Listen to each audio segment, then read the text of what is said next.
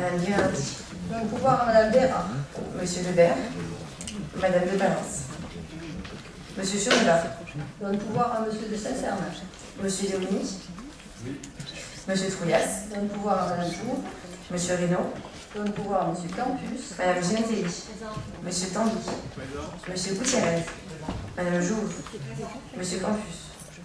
Monsieur Bonnefoy. Madame Manzalares. Monsieur Brochot. Donne pouvoir à Monsieur Lebert. Madame Guizard. Monsieur Pardigon. Donne pouvoir à Monsieur Bonnet. Madame Portias. Monsieur Pelletier. Madame Moussaoui. Madame Pascal Sarni. Madame Rudy. Madame Manzanares. Madame Leyec. Donne pouvoir à Monsieur Bucarias. Madame Dir. Monsieur Pélissou. Madame Bayang. Donne pouvoir à Madame Mounier. Madame Véramasson. Moi-même. Monsieur Do. Donne pouvoir à Monsieur Cazot. Madame Mounier.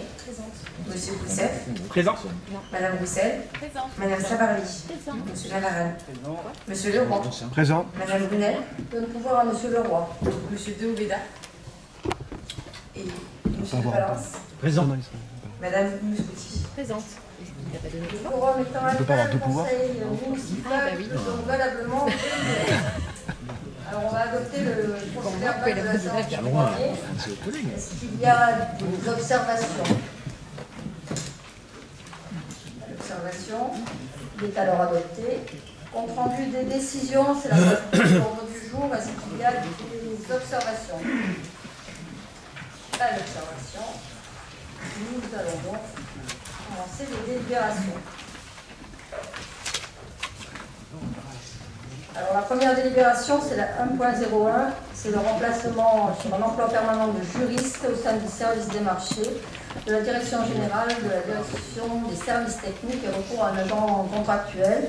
C'est une délibération habituelle quand on a besoin d'un poste et qu'on ne peut pas le fournir en interne, on recrute par un contractuel. Qui est pour? Qui est contre? Qui s'abstient? La 201, alors c'est la petite enfance et c'est la modification du règlement des fonctionnements des crèches municipales.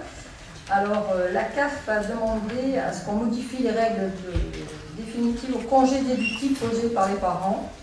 Donc les dates des congés doivent être planifiées au moment de l'inscription définie dans le temps si possible. Comprenez bien que c'est pour faciliter éventuellement la place, libérer la place pour d'autres enfants. Qui prendra effet à la rentrée 23. Oui. Oui, merci Madame le maire. Sur cette délibération, ce qui appelle plus une observation, nous allons nous abstenir sur celle-ci, c'est que je crois que ça se fait bien à la demande de la CAF, et c'est surtout qu'on augmente, entre guillemets, on déplafonne les 5 semaines jusqu'ici qui étaient proposées aux parents. Simplement, notre seule précaution, c'est celle du travail supplémentaire qui risque d'être celui des structures crèches pour rechercher effectivement les personnes pour occuper les places qui seraient vidées, entre guillemets, sur ces périodes de vacances par les enfants qui ne seraient pas là. C'est quelque chose qu'ils font déjà, je crois qu'ils le savent bien faire pour ceux qui sont sur liste supplémentaire, j'allais dire, j'ai pas le terme, mais voilà, c'est juste une précaution là-dessus, c'est comment va s'organiser peut-être ce travail supplémentaire pour les structures de crèche pour aller remplacer des enfants qui seraient en vacances plus souvent, du coup plus souvent absents que ce qu'ils ne l'étaient généralement jusqu'ici. Pas de problème particulier, sauf là-dessus, on attendait encore quelques réponses, et donc nous nous abstiendrons à ce titre. Alors, si vous avez suivi les précédents conseils municipaux, vous avez vu que les crèches de la ville de Toulon sont labellisées à vocation d'insertion professionnelle. Et donc, elles permettront aux gens en recherche d'emploi, en effet, de pouvoir garder les enfants, de pouvoir laisser les enfants dans les structures municipales. Je vous l'avais bien dit, elles le font déjà. Donc, il n'y a pas de souci. Qui est pour? Qui s'abstient? Merci beaucoup. La 202, c'est juste une modification d'appellation. Hein.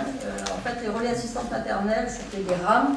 Et là, dans le cadre de la réforme, ils s'appellent maintenant les relais petite enfance, devenus des RPE au lieu des RAM. Qui est pour? Qui s'abstient? Qui est contre? Elle est adoptée. La 3.01, c'est l'information donnée au conseil municipal des mesures de carte scolaire proposées par l'inspection académique pour la rentrée 22. 23, excusez-moi. En effet, la décision est prise par l'inspection académique. Ils nous avisent. Ce n'est pas un avis, on ne nous demande pas notre avis. C'est eux qui décident. Et donc, pour la rentrée 23, il y aura donc une création de classes maternelles prévue sur l'école Charles Sambreau, une fermeture de classe sur l'école de Mourillon, en maternelle toujours, et un dédoublement de classes prévues sur la visitation. Par contre, il y aura 3 fermetures de classes, une à François Nardi, une à Claret et une au Rempart. Monsieur Leroy. Madame le maire, chers collègues, en préambule, je tiens à vous remercier pour nous avoir communiqué les documents de ce conseil plus en avance que d'habitude et pour nous avoir communiqué les dates des 5 prochains conseils. Merci, madame. Je voudrais profiter de cette délibération pour exprimer brièvement le point de vue de Toulon en commun sur les questions d'éducation.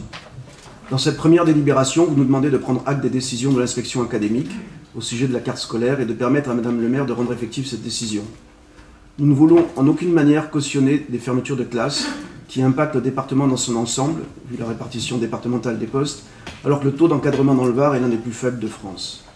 Par ailleurs, nous avons été confrontés récemment à deux décisions prises sans concertation à propos des écoles Mistral, Casanova, Carnot et du collège des Pins d'Alep.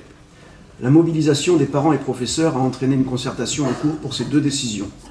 Nous nous en réjouissons. Nous vous remercions pour ces concertations, mais il serait malgré tout plus logique de faire ces concertations dès le départ pour éviter ces luttes qui prennent beaucoup d'énergie inutilement. Même si certaines de ces décisions ne sont pas de votre ressort direct, vous avez certainement le pouvoir, madame le maire, de faire améliorer les méthodes et nous vous en remercions par avance.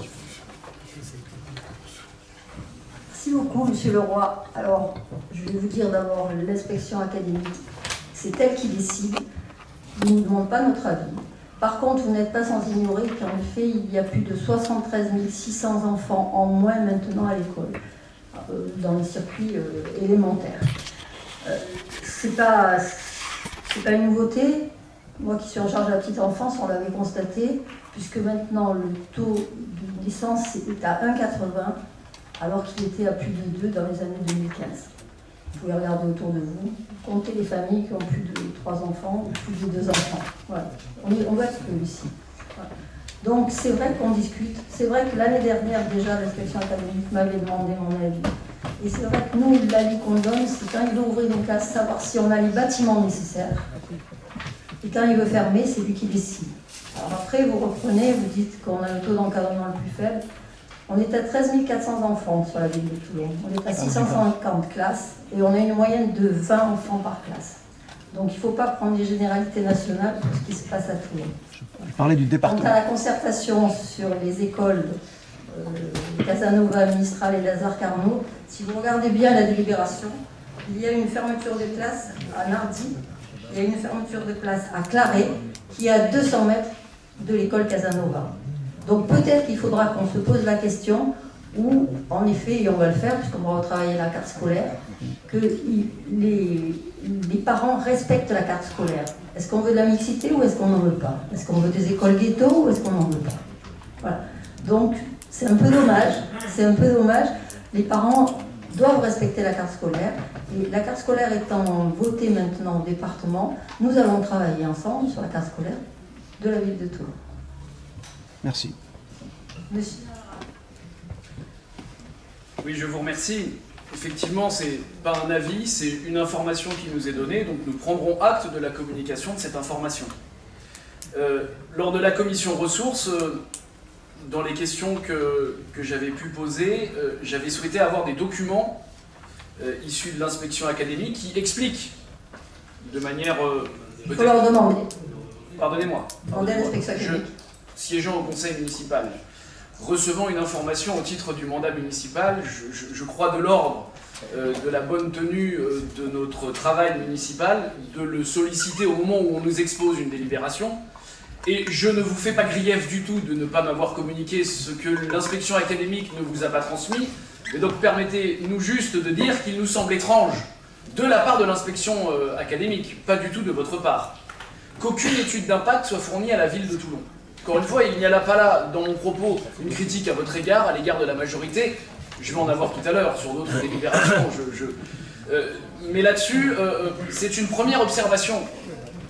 C'est-à-dire, l'inspection académique transmet ses choix de fermeture de classe, ne transmet aucune étude d'impact.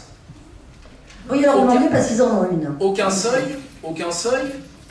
Et s'ils en ont, je pense qu'il serait bon qu'elle soit communiquée à la ville et que la ville la mette à disposition des élus pour comprendre et répondre aux parents. On n'est pas décisionnaire, encore une fois, dans la chose, je vous l'accorde, et il y a tout un tas de mécanismes qui interviennent là-dedans. Vous avez parlé de natalité, vous avez raison. On parle aussi de la chute de notre système éducatif pour ce qui est du public, puisqu'on voit très bien qu'aujourd'hui, on explose dans le privé, on explose, c'est pas vrai. on explose dans le... Regardez, on a des études. On n'a jamais eu autant d'écoles hors contrat, aujourd'hui comparé au passé. Et donc il y a toute effectivement une réflexion, mais voilà, nous voulions simplement, tout en prenant acte, vous faire part qu'alors qu'on a demandé, et si l'inspection académique a ce type de documents et peut les transmettre, tant mieux, mais comprenez simplement que, modeste élu d'opposition, si on le demande à la commission ressources, nous puissions, si ce document existe, l'obtenir. Ça nous permet d'avoir une information totale, qualité d'élu, puisqu'on nous soumet une délibération, certes pour prendre acte, mais qui nous permet aussi d'avoir les éléments de réponse pour des parents qui, bien souvent d'ailleurs, n'ont pas forcément conscience de la responsabilité des uns et des autres et qui s'adressent très facilement aux élus, parfois alors que ce ne sont pas du tout de leur prérogative. Donc nous prendrons acte de ces 4 fermetures de classe, d'une ouverture et d'un dédoublement. Là aussi, dans la stratégie de dédoublement, on pourrait avoir des débats, on en a déjà eu ici et on en aura par le futur également. Merci, M. Lavarre. Nous allons procéder au vote. Qui est pour? Qui est contre? Qui s'abstient? La délibération est approuvée. La 302, c'est l'attribution de subventions à 4 associations relevant de l'éducation. Donc c'est pour un montant de 22 324, principalement pour des séjours d'hiver ou de printemps. Qui est pour? Qui s'abstient? La délibération est adoptée. Monsieur Cavana. Merci Madame le maire. Alors, une première délibération de demande de soutien financier auprès du Conseil régional pour l'acquisition d'équipements au profit de la police municipale. Qui est pour? Qui s'abstient? Qui est contre? La délibération est adoptée.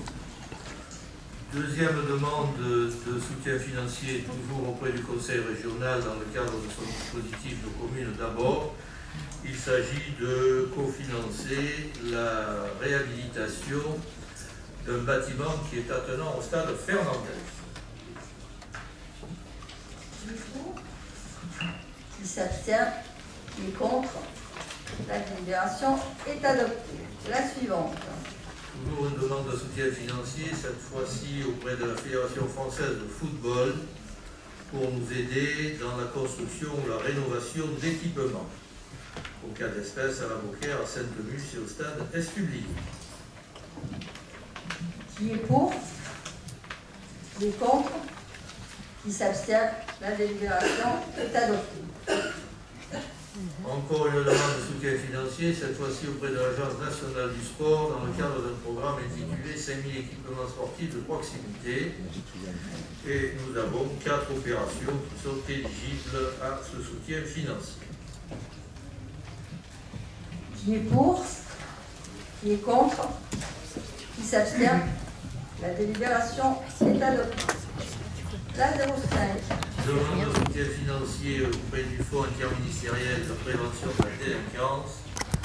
Il s'agit cette fois de pérenniser financièrement pour l'installation de sites et l'acquisition de gilets pare-balles. Monsieur Leroy. Merci Madame la maire. Chers collègues, en lisant cette délibération, j'ai eu envie de partager une réflexion sur les moyens de lutter contre la délinquance. Pensez-vous qu'une caméra soit vraiment dissuasive? Au mieux, elle fera déplacer la délinquance hors de son champ de vision. Et vu la surface de notre territoire, le couvrir de caméras est complètement illusoire. Je vous rappelle l'étude de la gendarmerie de 2021 qui pointait que sur 1939 enquêtes, seules 22 ont pu être résolues grâce à la vidéosurveillance. Les médiateurs de nuit ont été créés au début des années 2000 dans les quartiers de la Beaucaire d'abord. L'expérience a été élargie à d'autres cités toulonnaises et à la commune d'Olioul. Le financement a été mutualisé, État, région, département, ville. La formation et le recrutement étaient de la responsabilité de la Ligue de l'enseignement. Un comité de suivi se réunissait régulièrement avec un élu de chaque collectivité, assisté d'un fonctionnaire, et l'État était représenté par le sous-préfet de Toulon. La mission de ces médiateurs, qui disposaient de véhicules pour accomplir leur job, était d'intervenir sur les conflits de voisinage, les petites altercations qui pourrissent la vie des quartiers et ne nécessitent pas l'intervention de la police. Ils sont dans la médiation, pas la répression. Pour être efficace, il faut d'abord gagner la confiance des habitants, et notamment des jeunes, par une prise de contact avec le quartier, par le biais des responsables associatifs, des locataires, des gardiens, des animateurs de clubs, etc. C'est une partie importante du travail, celui qui permet d'intervenir sans trop d'accrocs et être accepté par le plus grand nombre. Le travail de présence se déroulait entre 19h et minuit par des tournées dans les quartiers avec des véhicules identifiables. Des rapports quotidiens étaient remis aux responsables du dispositif afin de mesurer les problèmes et d'y faire face. Les médiateurs étaient aussi des interlocuteurs dans un rapport de confiance avec le responsable de la police chargé des problèmes de la ville. Toulon, à l'époque, avait eu la chance de bénéficier de la présence d'un commissaire principal spécialisé dans ce domaine, attentif, à l'écoute et disponible. Cette organisation a plutôt bien fonctionné, mais cela réclame effectivement des moyens relativement conséquents, des équipes formées et solides, pas dans le genre grand frère où les recrutements sont plus aléatoires, et un investissement du politique. Plutôt que de supprimer ce qui marchait relativement bien, il aurait fallu au contraire le consolider et l'adapter aux évolutions de la vie des quartiers. À la disposition de ce dispositif, les réseaux de dealers ont eu la voie libre pour s'installer dans ces quartiers avec la suite que l'on sait. Aujourd'hui, à part la BAC dont la mission est de sauter sur les contrevenants, la nuit, il n'y a personne en interface comme interlocuteur des habitants. La prévention, au final, est beaucoup moins chère que la répression. Reconquérir l'espace ne sera pas une chose facile, mais investir dans ces médiateurs sera sûrement plus bénéfique pour rendre la ville plus sûre qu'investir dans des caméras à l'utilité mise en doute même par la gendarmerie. Le réseau des villes correspondant de nuit et de médiation sociale est ouvert à toutes les structures gérant des services de médiation sociale, qu'elles soient en phase de création de dispositifs, dans une phase de lancement ou en charge de services pérennes. Il regroupe aussi bien des villes de droite que de gauche. J'espère, Madame le maire, que vous saurez bientôt infléchir la politique de prévention de notre ville et que vous prendrez conseil auprès de ce réseau. Peut-être même que Toulon pourrait y adhérer. Merci. Merci Madame le maire. Je répondrai sur les caméras. Si l'avis de la gendarmerie qui est en zone rurale il a eu cette étude, c'est pas du tout l'avis de la police nationale. Oui. C'est pas du tout l'avis de la police nationale avec qui on travaille tous les jours pratiquement, avec qui on travaille pour améliorer le maillage et augmenter le nombre de caméras. Voilà. Ça leur permet de résoudre énormément d'affaires. Voilà. Donc avec la police nationale qui font partie d'une commission pour choisir les secteurs où on va rajouter des caméras. On travaille tous les jours et c'est vraiment très utile au niveau pour résoudre les problèmes, puisque lorsqu'il y a une plainte, ça leur permet de vérifier ce qui se passe. Madame Muscotti. Merci Madame le maire, mes chers collègues. Je voudrais réagir parce que on peut avoir des avis différents sur la situation. Mais lorsque nous sommes parfois dans la caricature, je pense qu'on se doit peut-être de venir écorner un tableau fait et qui n'est pas forcément juste. Premièrement, la délinquance et la violence ne se retrouvent pas uniquement dans les quartiers prioritaires. Et il faut en avoir conscience. Il peut y avoir des formes de violence extrêmement différentes en fonction des quartiers. Mais malheureusement, elle peut toucher différents strates sociales. Et stigmatiser les quartiers prioritaires serait à mon avis une erreur pour pouvoir avoir un diagnostic réel. Deuxièmement, oui, nos établissements scolaires ont peut-être besoin de vigilance supplémentaire puisqu'il s'agit de nos enfants, de nos adolescents, de nos jeunes adultes et que, enfin, oui aussi, la vidéosurveillance est une forme de vigilance supplémentaire, de dissuasion et je trouve ça extrêmement important que nos établissements scolaires en soient dotés. Enfin, j'essaierai de ne pas lancer de polémique sur la BAC qui saute sur les contrevenants. Je pense que nos policiers seront heureux de vous entendre dire ça. Mais là aussi, on est dans la caricature. Et je vous invite à aller voir au quotidien le travail de nos forces de police qui sont, je vous le rassure, bien au-delà de cette simple image caricaturale. Je vous remercie. Merci beaucoup. Monsieur Navarane. Oui, je vous remercie. C'est vrai que si on parle beaucoup de quartiers prioritaires et de délinquance dans ces quartiers, c'est pas pour rien. Ça ne résume pas toute la délinquance, mais ça dit bien aussi quel est le problème de notre société. Quand on délibère sur les gilets pare-balles, on délibère sur les équipements de protection pour notre police municipale qui, comme jamais, avec tout un tas aussi d'autres personnes, on peut parler de politique de répression, je ne suis pas sûr que les pompiers, que les ambulanciers, les éboueurs, quand ils sont attaqués lors de leurs interventions, c'est généralement plutôt dans les quartiers prioritaires, c'est vrai aussi, qu'ailleurs, mais encore une fois, la délinquance ne se résume pas qu'à ces quartiers. Mais toutes les personnes qui ont l'image un petit peu de l'autorité ou du service au public sont aujourd'hui attaquées. Notre police municipale l'est, donc il est bon de délibérer pour les équipements. On s'est même posé la question en commission de fournir des équipements liés aux menaces. Or aujourd'hui les menaces sont toujours plus importantes, mais aussi ces équipements doivent être liés au bon fonctionnement, à la bonne mobilité des agents, donc c'est toute la difficulté, c'est les protéger jusqu'à quel point pour qu'effectivement ils puissent accomplir leur mission. Sur la vidéo, nous allons voter pour aussi la vidéo. Je pense que les gens qui ont été cambriolés la semaine dernière par 2 ressortissants des Balkans, hein, des clandestins,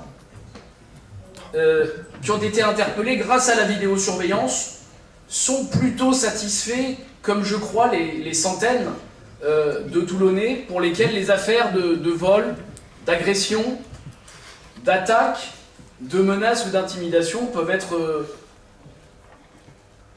en tout cas, si ce n'est résolues, tout du moins aidées dans leur résolution par l'intermédiaire d'une vidéosurveillance qui est très encadrée mais qui ne fait pas tout. Et c'est vrai qu'on a tendance à voir que la délinquance s'adapte à la caméra, mais la caméra aide aussi. Et tout l'arsenal qui peut être fait pour protéger nos agents, pour protéger la population, est une bonne chose. Mais encore une fois, il faut aussi voir par quel mécanisme aujourd'hui la société s'en sauvage, parce que c'est aussi, pour nous, eh bien, un souci particulier, c'est que plus on avance, plus le risque qui est pris par les agents ou le risque qui est soumis aux gens en général est de plus en plus important, et on est obligé, hélas, de délibérer sur de plus en plus d'argent pour des supports qui jusqu'ici étaient ceux de la police nationale et pas ceux de nos modestes moyens de police municipale qui, malgré tout, font aujourd'hui appel à beaucoup de force pour les agents, beaucoup de volonté de leur part,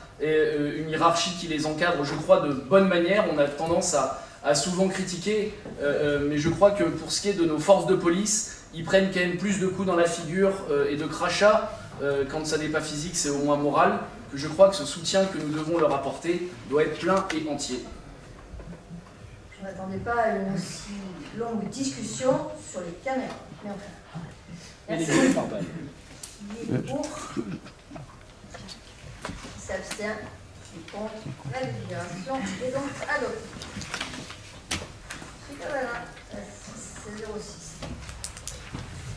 Alors, il s'agit de signer le nouveau contrat de B qui va s'échelonner de 2023 à 2027. Tout le monde sait ce qu'est un contrat de B. Et ce qui nous intéresse plus particulièrement, c'est qu'au titre de la phase 1 de ce contrat de B, la ville s'engage à réaliser des opérations de désimperméabilisation et de végétalisation des cours d'école.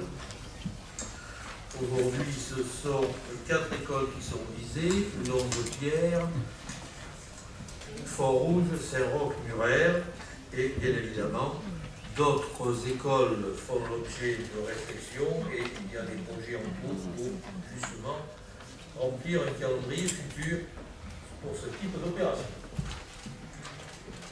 Qui est pour? Qui est contre? Qui s'abstient? La délibération est adoptée.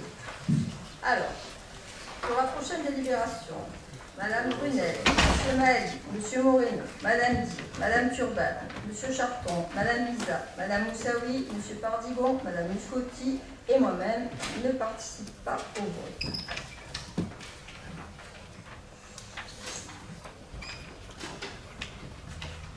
Cette édition est le résultat de l'attribution de subventions à 46 associations dans le cadre du contrat de ville.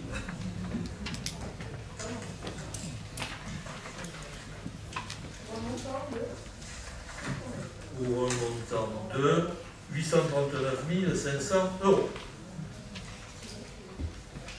Monsieur Lavarat.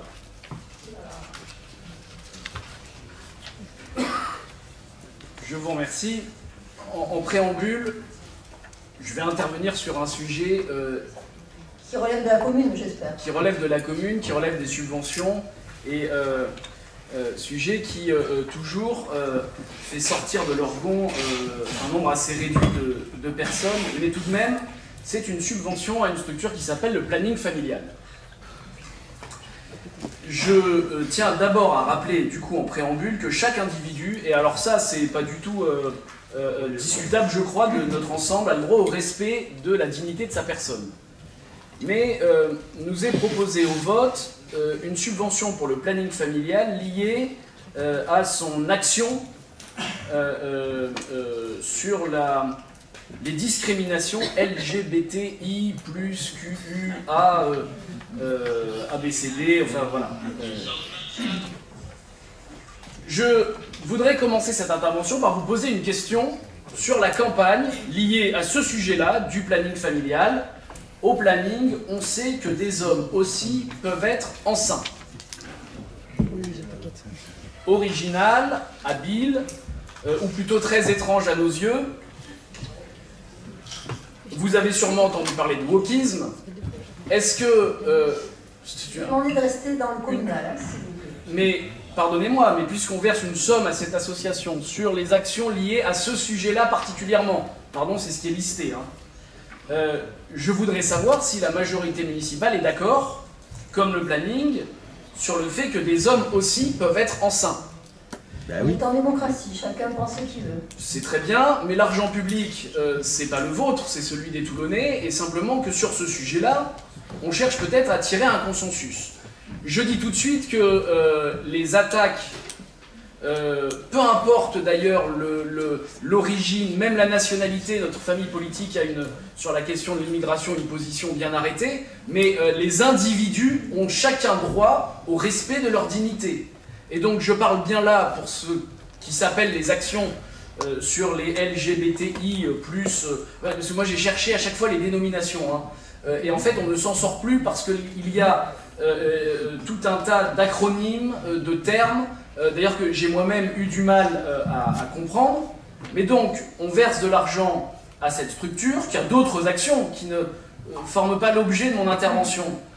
Mais là-dessus, c'est les actions sur les gender fluides, les intersexes, les homocurieux, les demi-romantiques, les cisgenres, les asexuels, les androgynes, les allosexuels, les allé-hétéros, les aroas, les afrogenres, les bicurieux. En fait, monsieur... Et donc, au fait, est-ce que cette majorité municipale est d'accord pour financer les campagnes, pour savoir que les hommes aussi peuvent être enceints, en sachant que sur la question des violences, et c'est là où il y a toute la délicatesse de la chose, l'an passé, lorsqu'il y a eu des tags LGBTIQA+ phobes dans les rues de Toulon, c'est un transgenre qui a tagué contre le lobby LGBT. C'est-à-dire que ce sujet-là n'est pas un sujet, pardonnez-moi, mais qu'on peut balayer comme ça, ou un sujet sur lequel on peut faire une forme de chantage affectif, de moralisation extrême. Encore une fois, est-ce que la majorité municipale est d'accord pour financer la campagne du planning familial, pour nous dire que les hommes aussi peuvent être enceints, en tout cas des derniers cours de biologie que j'ai pu recevoir, de tout le mystère et le miracle du corps de la femme en particulier, lorsqu'elle est enceinte, qu'elle a la capacité de donner la vie, de nourrir son enfant, je crains quand même qu'aller mettre de l'argent là-dedans, c'est vraiment se foutre de la gueule du monde et jeter de l'argent par les fenêtres. Donc nous nous abstiendrons sur la totalité de ces subventions, parce qu'il y a beaucoup de subventions. J'ai pris là une association et sur une action particulière, qui est juste celle que nous finançons.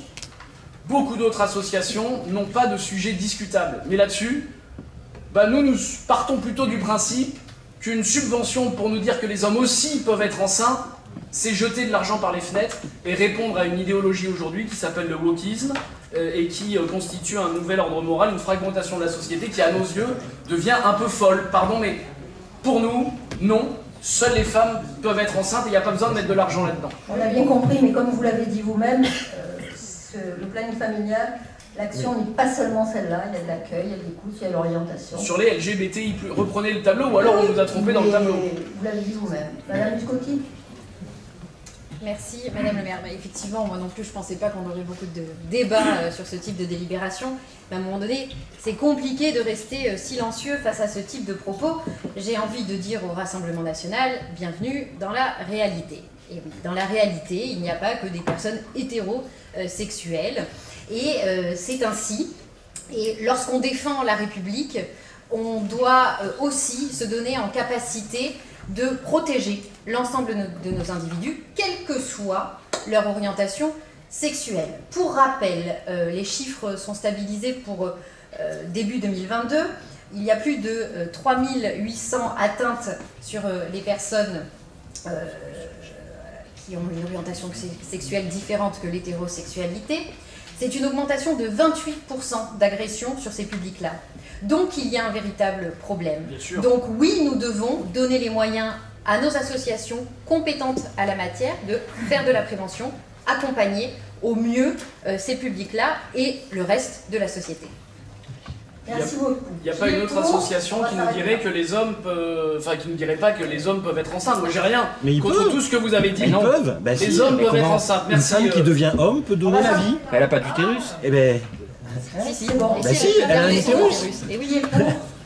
Ah mais non, je peux pas voter. Monsieur Koutchev, il va falloir faire des recherches. Mais non, mais si. j'aurais dit cancer d'utérus et madame est cancer de prostate, c'est tout. Lisez, monsieur Koutchev. C'est pas un problème de ça. La culture vous fera du bien. Mais bien sûr que On va passer à la délibération suivante, la 06, s'il vous plaît. 08. Ah, la 8. Sujet a priori motivant, puisqu'il s'agit de subvention à l'association Toulobar Technologie dans le cadre d'un salon international organisé à la Spezia. Alors, Madame Turban, Monsieur Maline, Monsieur Mascaro et Madame Pen ne participent pas au vote. Qui est pour? Qui est contre? Qui s'abstient? La délibération est adoptée. On continue avec la 201. Bien, on signe une convention d'occupation temporaire du domaine public constitutive de droit réel au bénéfice de la SASP Rugby Club Toulonnais au Stade de Bergue. Effectivement, on en a déjà signé une première qui a permis la réalisation d'un certain nombre de structures. Et ici, il s'agit pour eux de terminer leur programme qui doit être terminé au bon moment puisque ce site a vocation à accueillir lors de la Coupe du Monde de rugby l'équipe actuellement championne du monde, l'équipe d'Afrique du Sud. Qui est pour? Qui est contre? Qui s'abstient? Délibération est adoptée. On continue avec la 301. C'est la signature d'un protocole de médiation avec les époux Picot pour clôturer un vieux contentieux intermédiaire. Alors, une histoire un peu complexe, dans la mesure où un logement avait été considéré comme insalubre au terme de la procédure. Et la particularité, c'est que les propriétaires bailleurs logeaient quelqu'un de leur famille avec lequel ils s'entendaient. Bon, bref, on a été obligé de se substituer aux bailleurs pour un certain nombre de financements. Et aujourd'hui, on arrive au terme d'un processus sollicité par le tribunal administratif pour que l'on passe, non pas par les voies juridictionnelles, mais par la voie de la médiation. Je voudrais attirer simplement votre attention sur un point, c'est qu'il est indiqué dans la délibération que la ville abandonne des créances à hauteur de 30 223 €. Ce chiffre n'est pas exact en pratique. On a conservé ce chiffre pour des raisons purement comptables, sinon il aurait fallu annuler toute une série de titres de recettes et les remplacer par de nouveaux titres de recettes. La somme sur laquelle la commune s'abstient de prélever est égale à 7 200 voilà, €. Donc c'est uniquement pour des raisons comptables que le chiffre de 30 000 et quelques apparaît. Qui est pour? Qui est contre? Qui s'abstient? La délibération est adoptée. La 401. Que vous oui. Vous m'autorisez à signer la convention électricité 2025 avec l'UGAP. Bon, régulièrement, l'UGAP met en œuvre des achats groupés d'électricité. Nous avions adhéré au premier groupement. Il s'agit de renouveler ce groupement à compter du 1er janvier 2025 pour bénéficier des prix qu'obtient l'UGA. Qui est pour? Qui est contre? Qui s'abstient? La délibération est adoptée. La 402, Madame Mounier sort de la salle et ne participe pas au vote. Nous lançons un concours restreint de maîtrise d'œuvre pour la création d'une médiathèque et d'un jardin à Saint-Jean-du-Var, dite propriété Marmatin. Donc c'est une procédure qui va s'écouler sur à peu près une année, et au terme de l'année, de cette une année, nous déterminerons quel est le maître d'œuvre qui réalisera son projet. Monsieur Leroy? Madame le maire, chers collègues, un projet de médiathèque et de jardin dans les quartiers Est de Toulon ne peut que nous réjouir. Mais pour revenir à ma première intervention, avec quelle implication des habitants le cahier des charges a-t-il été élaboré? De quelle manière les projets des 3 candidats seront-ils rendus publics avant le choix par le jury? Une exposition de ces projets serait très intéressante. Pourquoi ne pas l'organiser à la médiathèque de la Roseraie, par exemple? Cette transparence dans les décisions concernant les grands projets de la ville me semble une des bases de la démocratie, et j'espère que vous prendrez en compte ces remarques aussi bien sur ce projet que sur les grands autres projets comme Mayol à Pipadi.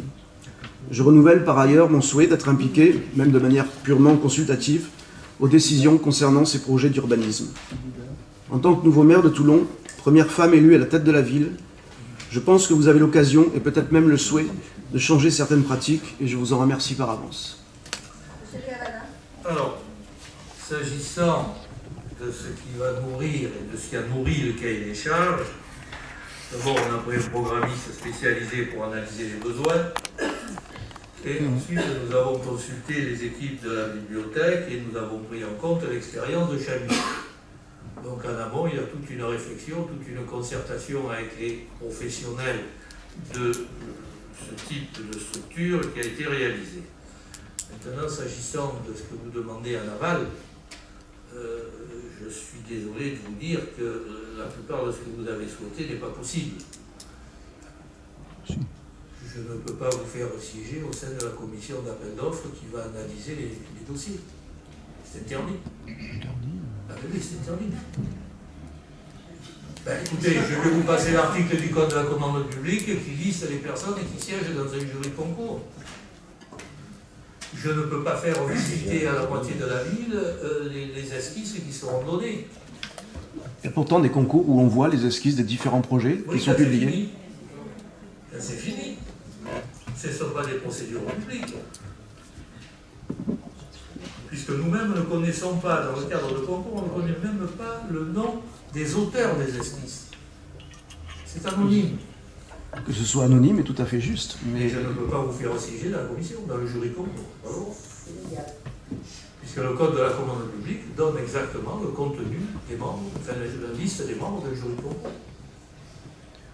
Pour Mayol à Pipadi, on a vu des dessins, mais sans voir tout ce qui a été projeté. On a vu juste une petite partie sans avoir les éléments. C'est un petit peu bizarre de voir des projections comme ça sans avoir quelque chose de... Ça n'était pas contractuel, ce qu'on vous a montré. Non. C'est du pipeau. On n'était pas dans le marché, on n'était pas dans une procédure d'appel d'offres engagée. C'est le délire. Ou tout au moins, certaines des images qui vous ont été données l'ont été au terme d'une procédure. Mais encore de procédure, on ne peut pas. Merci beaucoup. Qui est pour? Qui est contre? Qui s'abstient? La 403. Alors, il s'agit d'autoriser la signature d'une convention entre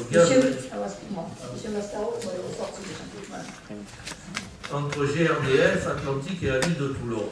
On répond dans cette délibération aux dispositions du décret tertiaire, qui est un décret de 2019, et qui incite les collectivités à réduire la consommation énergétique dans les bâtiments qui sont affectés à des activités tertiaires. Et donc, dans le cadre de ces prescriptions, GRDF nous propose d'expérimenter une solution de pompe à chaleur air-eau. Ne me demandez pas comment ça fonctionne. Et c'est une société atlantique désignée par GRDF qui fournit le matériel à charge pour la ville de Toulon de s'occuper de la tuyauterie. Et l'objectif d'économie envisagé de l'ordre de 15 à 20% du coût de chauffage. Qui est pour? Qui est contre? Qui s'abstient? La 501.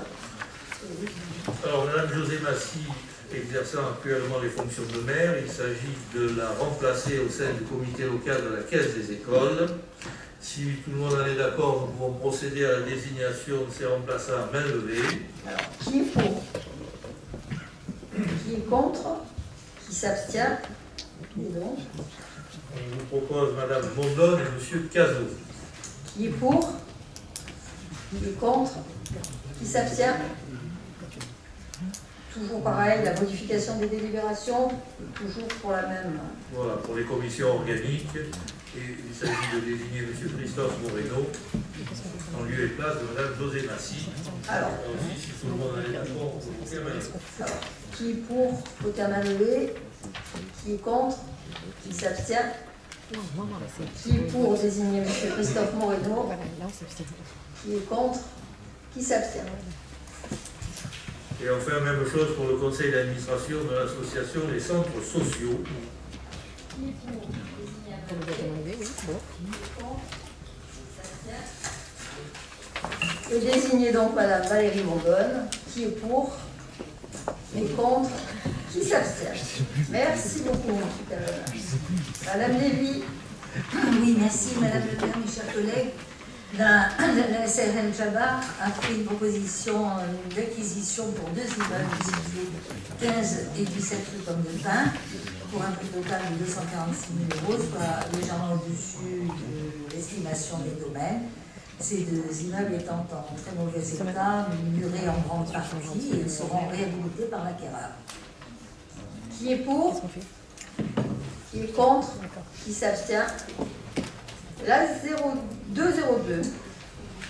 Oui, si simplement on abroge 2 délibérations concernant la vente d'une propriété, un terrain cadastré EP 152, l'acquéreur potentiel s'étant retiré de la vente. Monsieur Navarra. Oui, on avait débattu de ce sujet-là au moment de la délibération. À l'époque, nous trouvions que le projet de promotion immobilière n'était pas, selon nous, convenable. C'est pas du tout pour cette raison-là, d'ailleurs, qu'il a été retiré. C'est parce qu'il n'était plus viable économiquement, a priori, pour l'acquéreur. Ce que nous souhaitons vraiment, c'est de permettre, quand on a ce type de terrain, c'est vrai qu'il y a la question de ce ruisseau à curer sur lequel il faut laisser la métropole et sa servitude pour pouvoir y accéder. Et c'est bien nécessaire aujourd'hui quand on voit les précipitations et toute la délicatesse du pluvial. Et donc nos ruisseaux doivent être bien entretenus pour cela. Je crois que c'est pas celle-là, c'est celle d'après.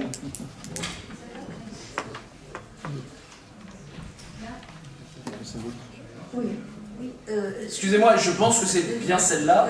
Non, mon cher collègue, là, effectivement, on est bien sur la 2202. Oui, notre acquéreur potentiel avait déposé demande de permis de construire qui ont été refusés. Donc il se retire de la vente. Il se retire de la vente. Donc du coup, et on abroge les délibérations. Ce que je vous dis là, pardonnez-moi, je vais me permettre du coup de reprendre mon propos. Je pense que le mieux c'est de ne pas le couper. À l'époque, nous avions voté contre cette délibération, c'est-à-dire contre la vente de ces terrains, sur lesquels nous trouvions que le prix qui était proposé était bas, trop bas, surtout sur une commune comme Toulon où on est en manque de terrain. Les gens voudraient bien acheter des terrains pour pouvoir construire, donc on est bien sur la même délibération. Délibération qui prévoyait une servitude pour que la métropole, je le redis, puisse venir curer un ruisseau. Non mais on essaye de ne pas couper quand on intervient sur la délibération en question.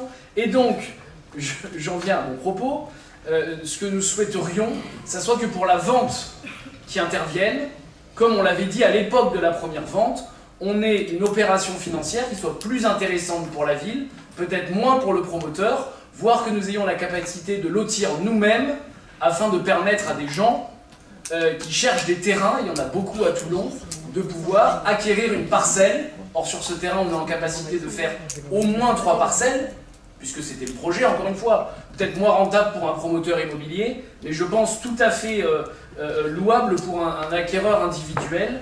Et donc voilà, c'est simplement sur cette délibération qui était bien la bonne, ce que nous appelions de nos voeux, en sachant qu'il y a toujours effectivement cette problématique du ruisseau et de la servitude qui, elle, est maintenue, qui n'est pas abrogée. Et donc nous voterons favorablement ce retrait, cette abrogation et le retrait de cette vente, puisque l'acheteur s'était désisté. Je vous remercie. Madame Roussel. Oui, alors, ce terrain, je l'ai visité. Je suis très contente qu'on abroge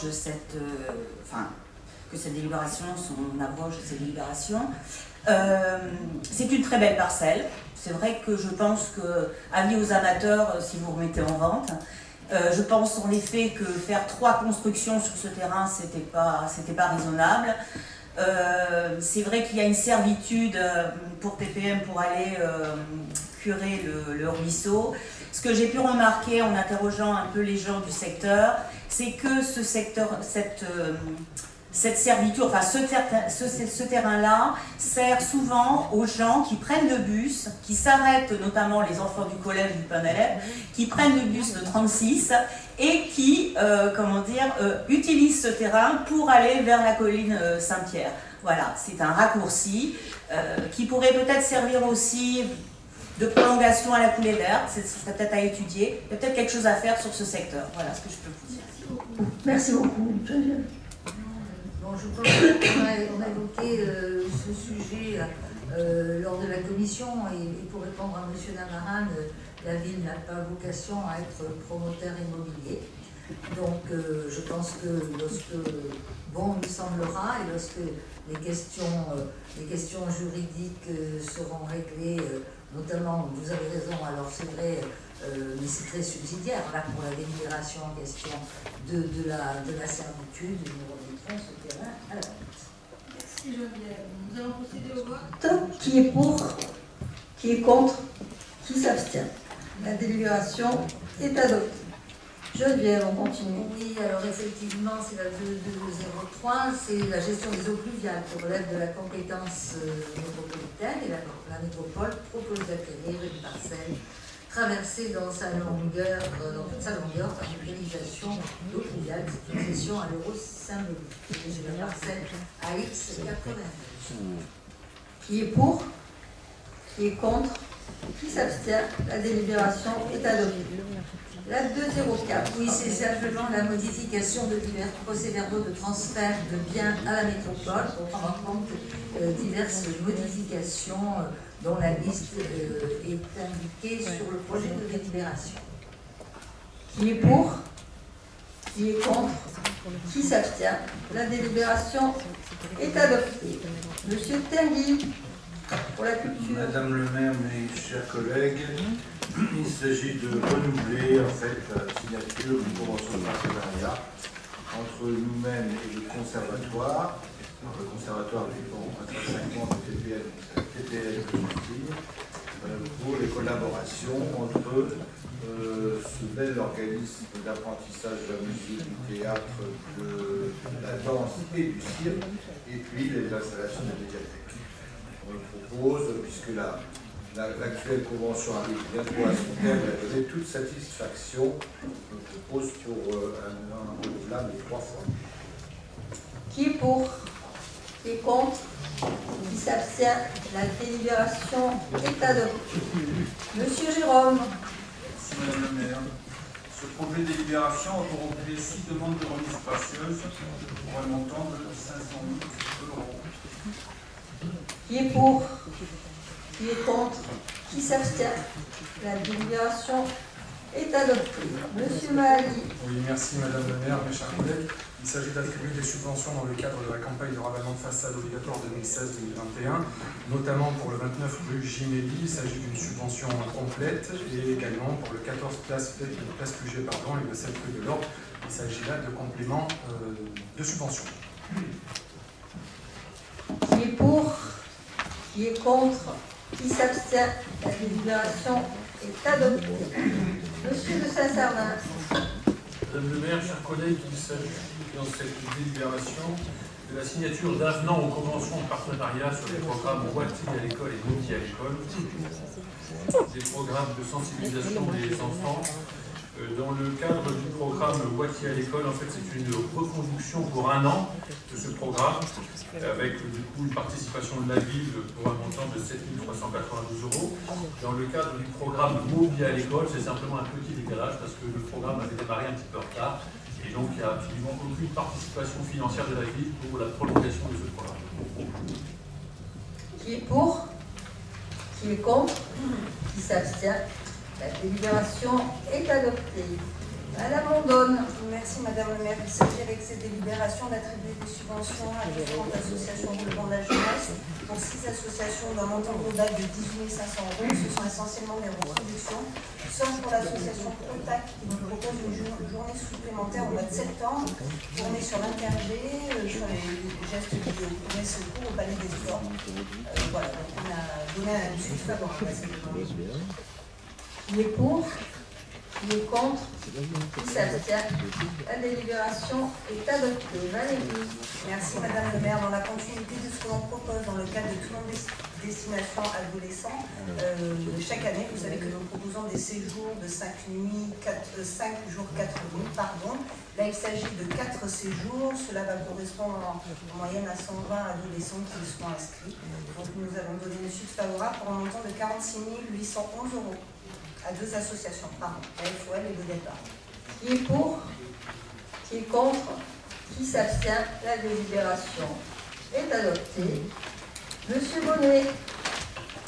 Merci Madame le maire, chers collègues. Cette délibération a pour objet l'attribution de plusieurs subventions à 5 associations sportives pour un montant total de 5 300 €. Qui est pour? Qui est contre? Qui s'abstient? La délibération est adoptée. Laurent, toujours. Merci. Alors celle-ci a pour objet la signature d'un cahier des charges opérationnel pour 2023-2024 qui concernerait les conditions d'accueil éventuelles d'une rencontre de l'équipe nationale du 15 de France féminin et ou de l'équipe nationale de France moins de 20 pour le tournoi Destination 2024. La signature de ce cahier des charges préalable est nécessaire, je le précise, à une candidature municipale, une décision définitive. Qui est pour? Qui est contre? Qui s'abstient?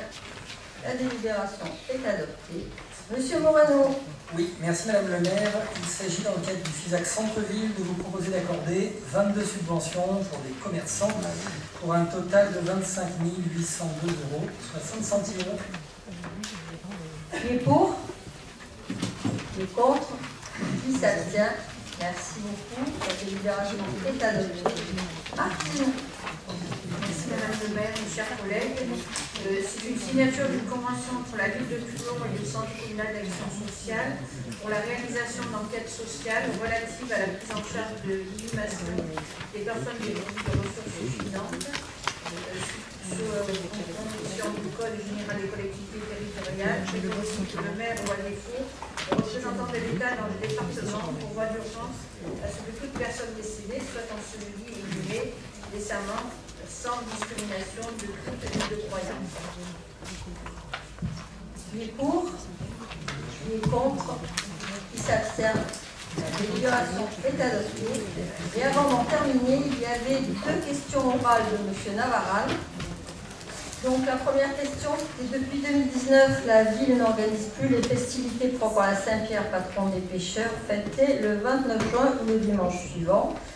Et la question, c'était verra-t-on cette année cette belle tradition revenir? En effet, on va pouvoir revenir à la fête de la Saint-Pierre. Elle aura lieu. En effet, il y a eu 2 ans, au cas où vous l'avez oublié, il y a eu 2 ans de Covid. Et pour l'année 23, elle est prévue le dimanche 2 juillet à l'initiative de la paroisse cathédrale Notre-Dame de la Sète et de la Prud'homme.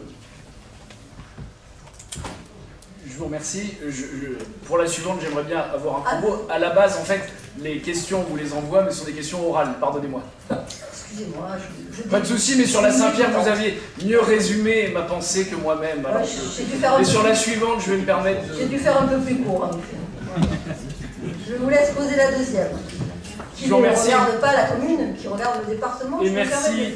Et merci pour cette nouvelle sur la Saint-Pierre. Il ne m'avait pas échappé qu'il y avait eu effectivement des événements sanitaires. Et donc je me félicite du retour de la... de la Saint-Pierre, de sa procession et de la bénédiction de la mer. À propos de cette question orale, l'amiral voudrait rajouter un petit point. Monsieur Navarra, la Saint-Pierre, c'est effectivement une fête traditionnelle qui a eu lieu depuis très longtemps, qui était évidemment très encadrée, organisée aussi par la mairie, mais pas que. Et honnêtement, si elle n'a pas eu lieu depuis plus de 3 ans, bien sûr à cause du Covid, et aussi par défection d'un partenaire très important, qui était la Prud'homie, qui n'était pas suffisamment forte, on n'est pas suffisamment fort pour des raisons internes, hein, et donc qui n'avait pas voulu reprendre. Du coup, la paroisse avait dit, bon ben, si j'ai pas de pêcheurs, je ne le fais pas, et voilà, et nous, on n'a pas pu continuer à suivre. Voilà. Il semblerait cette année qu'effectivement, ils se soient remis d'accord, et donc ils ont déposé un projet, la paroisse cathédrale et la Prud'homie, pour pouvoir reprendre cette tradition. C'est pour vous dire que ce n'est pas forcément une initiative de la ville, c'est une fête à la base religieuse, même si elle est assez folklorique aussi. Religieuse et des pêcheurs, et après donc de la ville. Mais effectivement nous n'étions pas les seuls et les... Allez, votre deuxième question. Je vous remercie. C'est vrai qu'effectivement le sujet, alors je ne m'attendais pas d'ailleurs à ce qu'un comité d'accueil nous informe aussi de ce sujet-là. Posez la question. Je ne m'attendais pas qu'un comité d'accueil nous accueille devant la mairie sur ce sujet, parce que ce n'est peut-être pas de la compétence directe. Je rappelle quand même que nous avons déjà délibéré 2 fois exactement sur le sujet, et donc il est éminemment d'actualité municipale.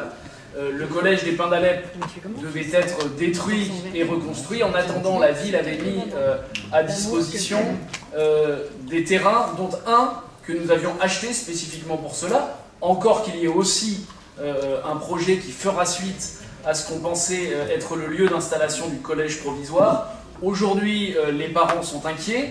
Or, on le sait, quand on va habiter dans un quartier, on n'est pas d'ailleurs lié qu'à la question du collège, mais aussi à la question des autres écoles. Et c'est vrai que l'éventualité qui avait été présentée aux parents, qui était une option, a priori, d'aller chercher d'autres collèges ailleurs pour scolariser les élèves le temps des travaux, puisque le département ne souhaitait plus installer le collège provisoire sur le site que nous avions prévu, en partenariat avec eux, le fait de mettre les collégiens ailleurs inquiétait les parents.